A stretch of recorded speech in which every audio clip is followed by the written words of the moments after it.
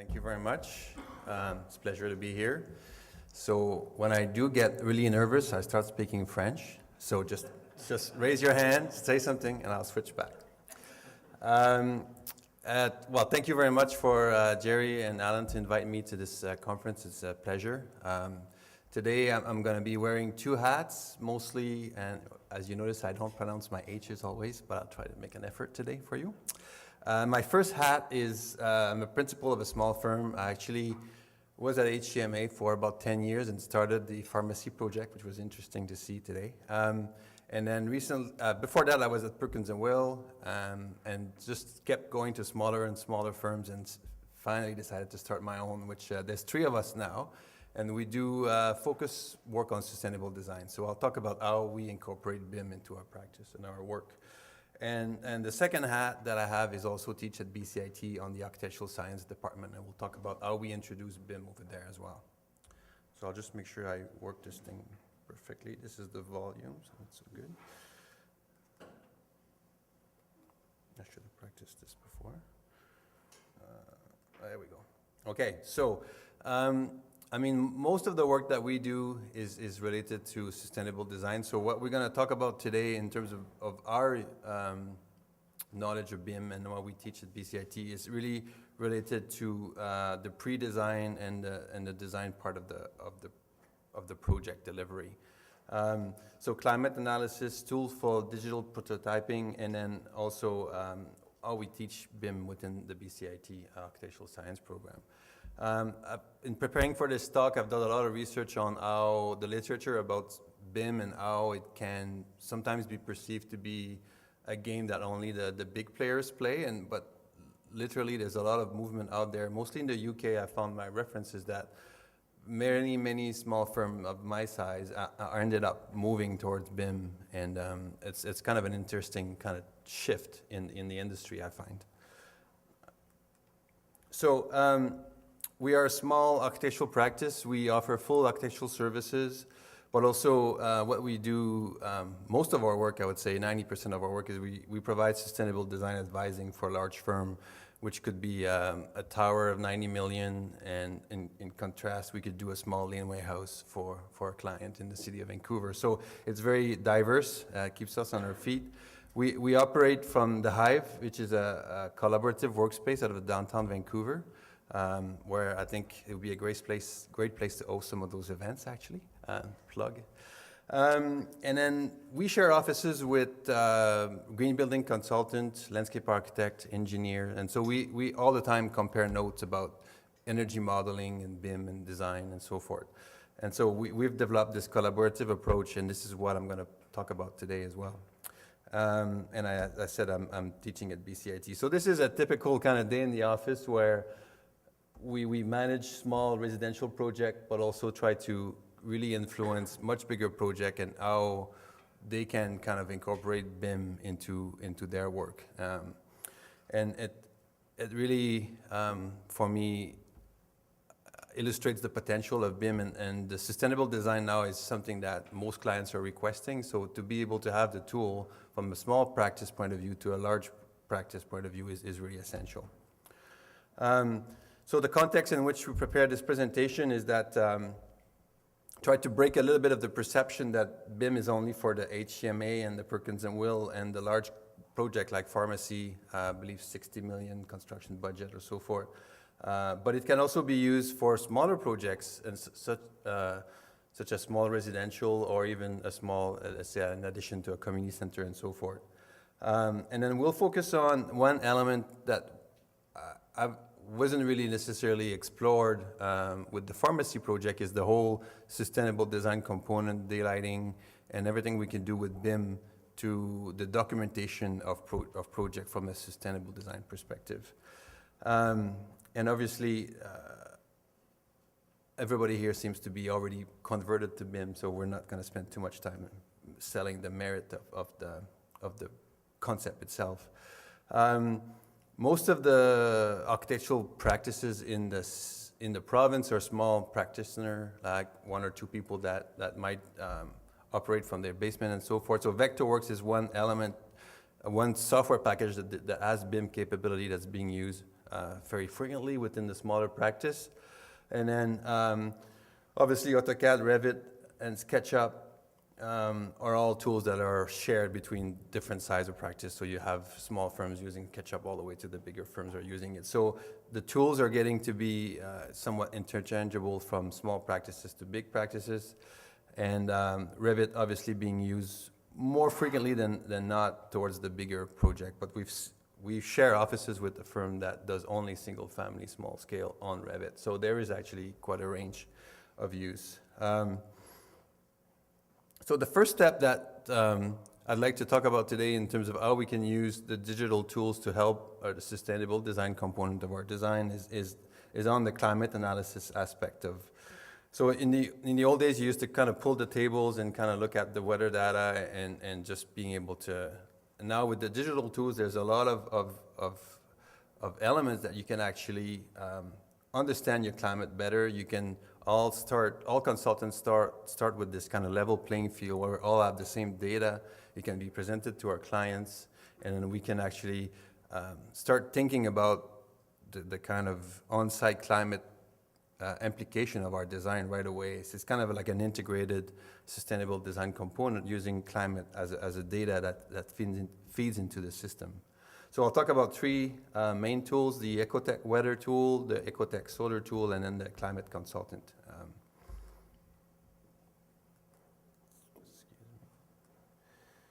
Okay, the Ecotech is probably the software that certainly at BCIT we've taken the mandate to teach that to most of our graduates from the architectural science program.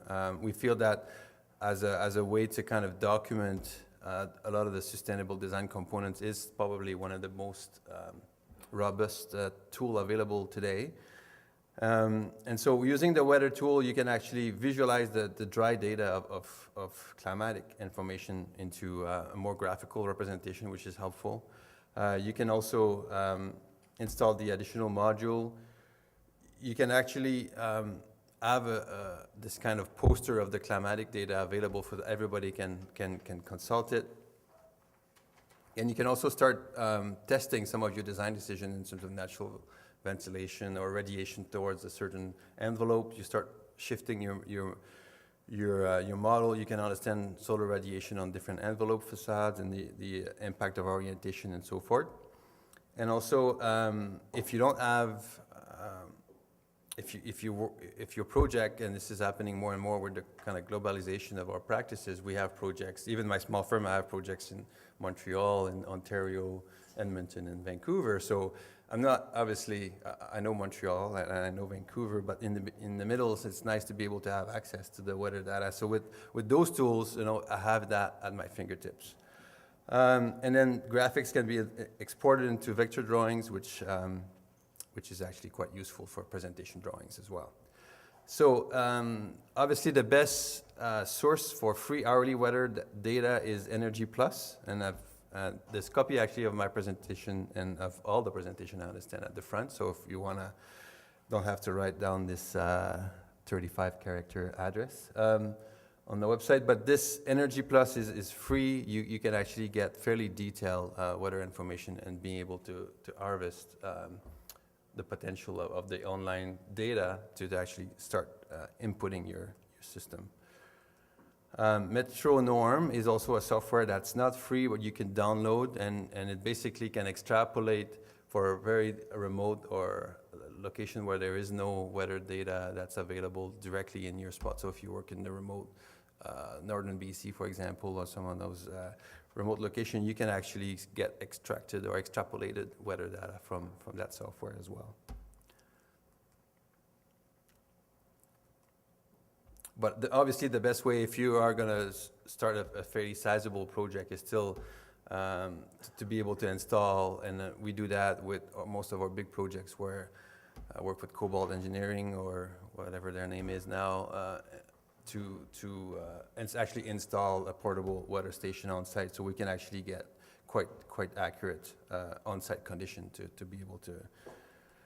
And then the actual data that you can provide It's quite sexy in terms of its graphic potential. Obviously, it's as useful as you can interpret that data and make something out of it, but it does provide a graphical and a visual representation of the weather data. So this is just showing the average cloud coverage, and then you can generate a very wide variety of I have a problem with the pointer, of data from average temperature to maximum temperature, solar radiation, as I said before, direct sunlight. So everything that you might need during your schematic design development project can be put on the board, and then you can start looking at with your consultant team as a pretty accurate climate condition of your site. And all that information is basically linked to your BIM model. And I'll talk a little bit more about how we can use that from a small project in-house, from a much collaborative team, as we saw earlier. You can simulate free run temperature. So when you talk about your mechanical engineer, you can look at, okay, the advantage of, let's say, having a heavy mass building where some of that mass will actually start basically providing a buffer from the exterior temperature. You can compare that to a light steel and curtain wall kind of building, and being able to kind of talk about what's the appropriate mechanical system with your engineers right away, right from day one, because you do have access to kind of simulation tools that are supporting those decisions, and you're just not kind of going with the rule of thumb kind of approach. The other tool that we use that could be quite effective at the early schematic design level is the Aquatic Solar tool. So it does visualize the solar pathways and give location anywhere where your project is. It does being able to really help the designer to size, let's say, overhangs and screening devices to actually make sure that the appropriate percentage of shading is achieved, either dictated by the mechanical engineer or just as an overall kind of project strategy. And then you can also export graphics. So it does basically provide you with accurate solar orientation, which then you can turn into the ability to verify is that shading device is actually going to do the job all year long. And this way you can control your cooling load. You can obviously work with your mechanical engineer and your architect to provide the proper shading device and the TVs of the glass or the solar capacity of the glass. So all of that, early on, you can at least have an intelligent discussion about those decisions and then keep feeding that information into the BIM model, but having kind of a legs up on the ability to make those decisions early because of those tools that are quite simple to use at the beginning. Climate Consultant is another very, very good software that I strongly recommend for all. It's a free software that was developed by UCLA, and it basically goes one step further than the Ecotech weather tool and solar tool, where it actually allows you to play around with a few scenarios. And so it's really data rich. You pick your location, obviously spits out the table very similar to the two previous tools, where it's more or less just information based. It gives you the feedback after you pick your location.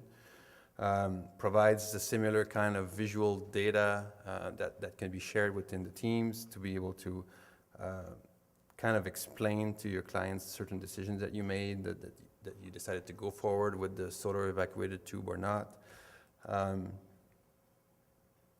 But I think one of the interesting component that it has is it has this little table that allows you to pick different, it's actually fairly hard for you to read, but this table in here, if I have a pointer, allows you to play with different scenarios. You can look at evaporative cooling, for example.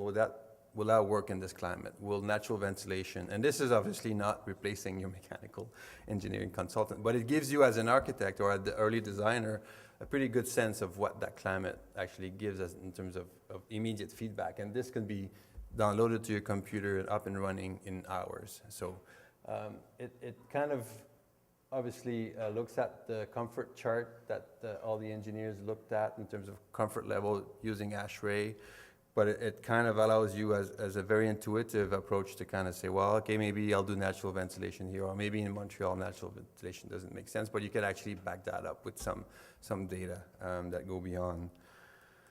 And so obviously, what the merit of those tools and how we use it with clients is that we can actually bring back a little bit of geekiness back into this kind of front of the line and say, well, to the designer, when I work with I design firm and associate product, and say, well, look, there's a lot of design input that you can take from all those different graphs, and so if you spend time studying them, you might be able to, that will influence your design, your orientation, your glazing, your percentage of opening, and so forth.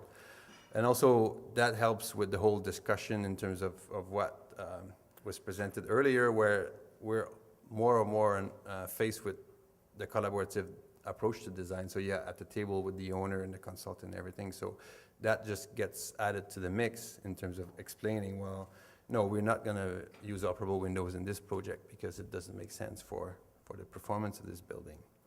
And then you can rapidly prototype and test design decisions. And so this is an example of what you could do. I usually give this assignment to my students at BCIT, and I give them 3 hours, and they produce that for any location in anywhere in the world. So it's maybe not the first time they do it, but after a couple try, they do it in a few hours. So it's quite practical, I think, to be able to tap into those virtual tools for climate understanding in that early part of the design. And I think, obviously, the second part of the project is the tool for digital prototyping. Then we use the different drafting software, and Ecotech, and Revit and Green Building Studio can be used. Project Vasari is obviously one that is in beta mode now, but is coming online that can do quite a bit. And you can also use SketchUp and IES. This is not necessarily my presentation is not about the nuts and bolts, about using all of those, but kind of showing a little bit of what's possible. And so Ecotech can be used in the different tools, so you don't necessarily need to be a Revit user to be able to use Ecotech very effectively. We actually have been able to use SketchUp and bring into Ecotech and get some really accurate data from it. It's very good at the early stage of design, and we don't use it that way, but you can actually do a lot more than what we use it for, which is mostly daylighting calculation for now. But it can do acoustical performance and then CFD, computer fluid dynamic analysis as well. And so what we've been playing with at BCIT is just the kind of friendliness that the workflow process can allow any designer, from a junior person to a senior user, to be able to use, let's say, a model in Vectorworks, bring it to SketchUp, simplify it, bring it into the Ecotech just to kind of do a daylight analysis. And this shows a simple house where you can actually understand a little bit what the reflectivity of your design decisions, the way that the different opening will bounce light inside, and you can actually get from Ecotech, like on the floor, lux level, let's say, calculation. And this is very helpful for lead credit documentation. But at the same time, you can also do a bit of an understanding of the shading performance of your design just by, again, just using a very simplified SketchUp or Vectorworks model, importing into Ecotech. You can get a sense of the shading of this project during the day. Another tool that I would like you to bring your attention to is the Green Building Studio. It is actually a web-based energy analysis tool that's really is basically a module of Revit, and you can bring your model into that website, and it actually allows for a much more streamlined approach to energy modeling, because you don't have to play within, changing from let's say Vectorworks to SketchUp to Ecotech. You go from Revit to Green Building Studio, and that's it. It operates with using a GB XML file, and the Autodesk cloud computing servers provide online solution. And this is really helpful for this kind of quick back and forth feedback before you actually get involved with many consultants, to be able to, from an architectural firm point of view, being able to do a very schematic Revit model and then export it to Green Building Studio, get some feedback, try another one with a different orientation or a different massing, and then bring it back and get immediate feedback like that. The result is a very streamlined kind of approach. So again, just not replacing necessarily your consultant, but being able to give you as designer this kind of early feedback. So the interface is actually quite simple. You even as an architect, you can understand most of the data. So it's not necessarily something that you could share that with your client, for example. It's not something that needs to be translated to be able to be understood by most of the design team members. And we will do water calculation as well, lead daylighting, and obviously to get to all of that, you need a little bit more input. So the more input, the more output you get, and that's a pretty typical relationship. But I think it does offer that kind of one-stop shop simulation software. Project Vasari, for those of you who are not aware, is again another free tool. The small practices are really good at finding free tools, as you may imagine. And so it does work directly with Revit model, and it's again just Autodesk version of trying to really make the sustainable design and the assessment of building visually available to design team. It uses the integrated panoramic design tool, which is really helpful to do, for example, wind tunnel simulation, and it does create, like, for our purposes now, we haven't been able to fully harvest the potential of Vasari. Like, I think there's something where other users that are more experienced with it will actually, the time will tell how they can use it effectively. But we found that by playing with it or teaching it with the students and so forth, we see its potential, and we've read about the kind of ability for that software to be used quite accurately. But unfortunately, ourselves, we're still in the process of kind of learning how it flows. So I want to spend a little bit time on how we use the workflow, because for us,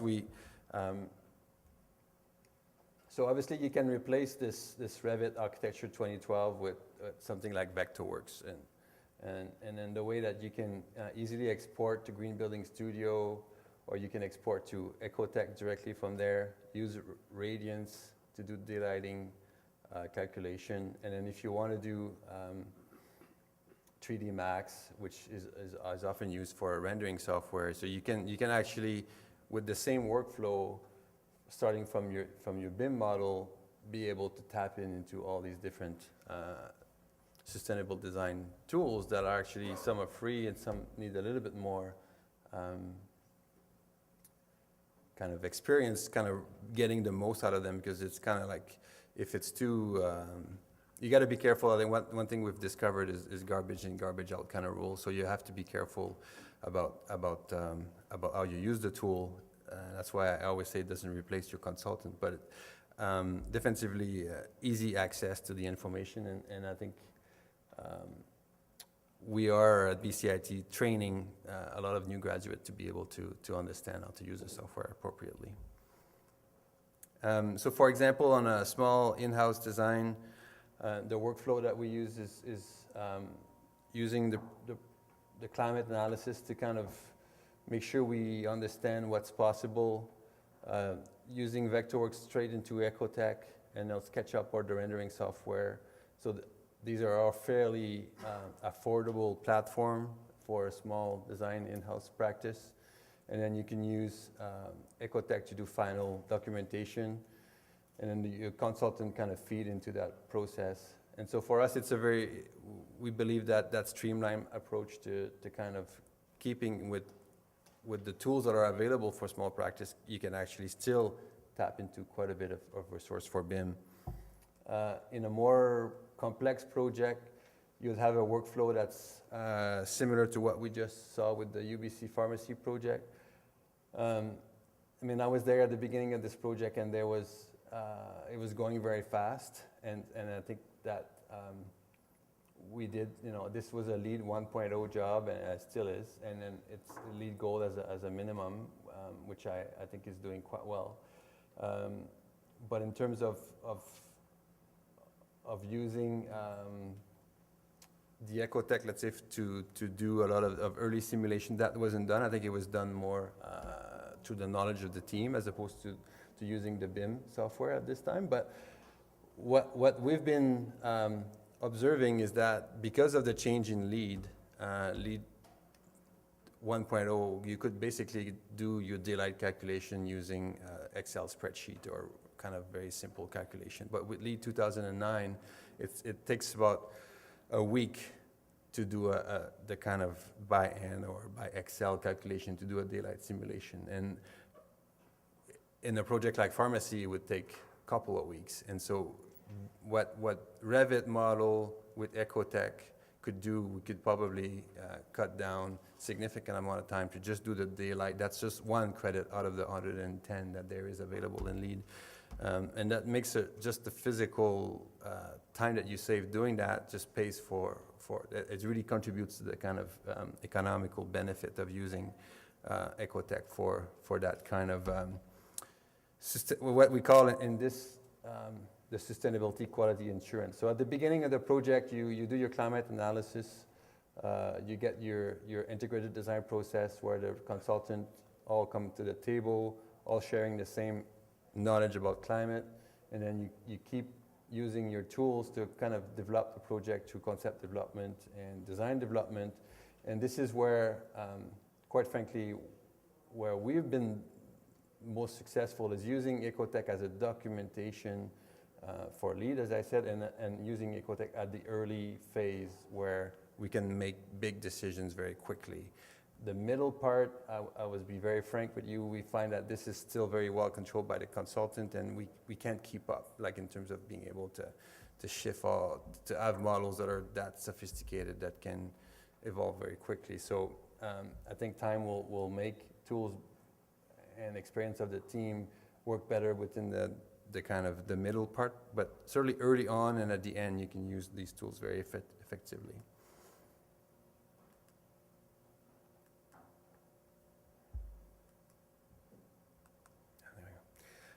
So in terms of BIM in the future of small practices, I think that we see that because of the imperative of sustainable design, teams, even small or big, have access to these tools and should use them.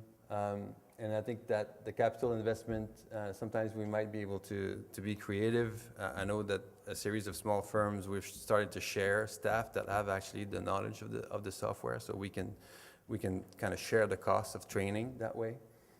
I think BIM is still, as it was mentioned in the previous presentation, in the early phase, so there is challenges to kind of make the process streamlined, but I think there's definitively a step in the right direction. Another driver on top of LEED is the passive house, which is obviously getting more attention on the single family, but also on multifamily, and where energy simulation is required. And so this is where BIM defensively will make sense, because otherwise the other options are extremely complex to do it with spreadsheet calculation.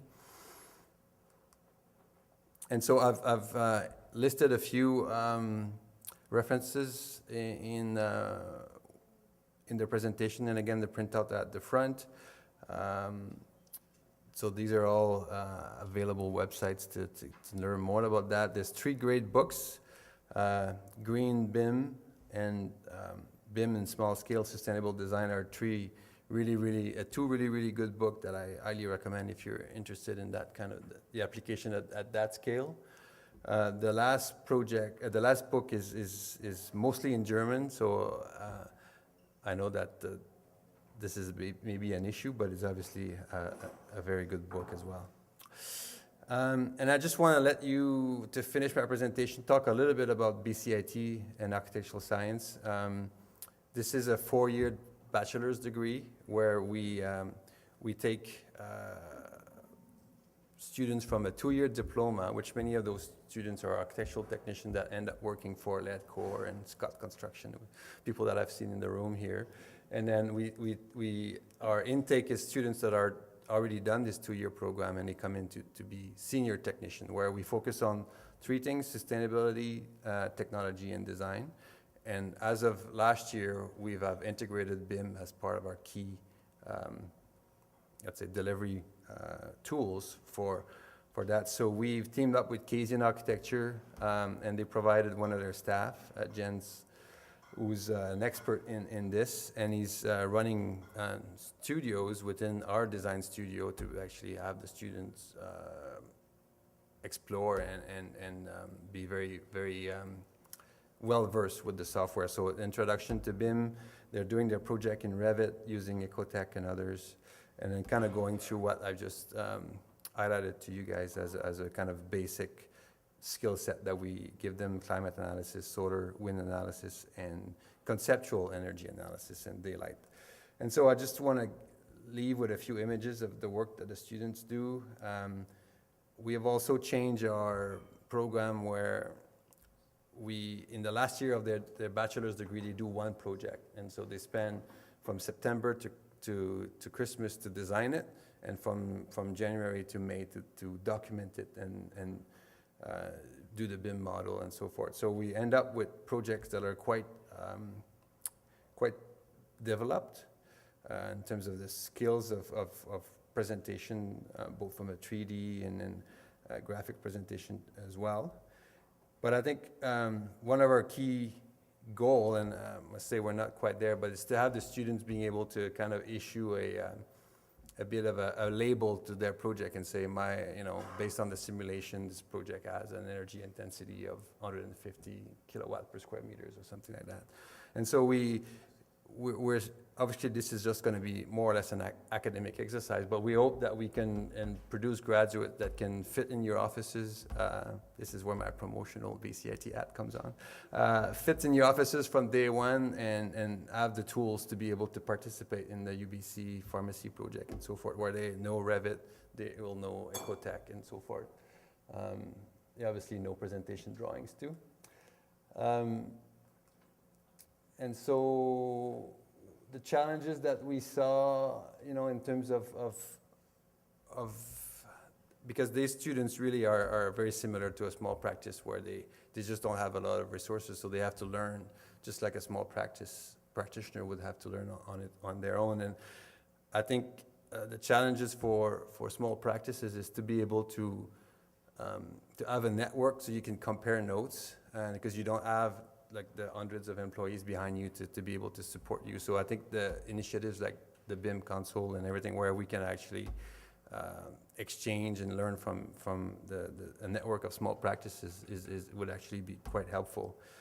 Because I think a lot of the things or the outcome that we've seen of teaching that, certainly for that first year and a half or so, is that the content is not quite there. They know the tools are there, but it's one thing to be able to use it effectively as opposed to just know how to use it or know that it exists.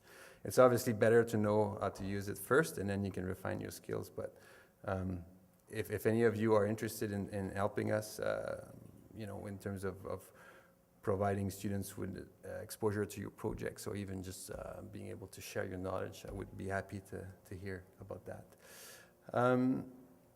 And so I just want to finish up to say thank you to the staff member who's helped me to put this this presentation together, and also Jens, who's an employee at Kaysian, but also runs his own blog on this topic, which I highly recommend you take a look at. Form follows performance, and this is where I just open it up for question, I guess.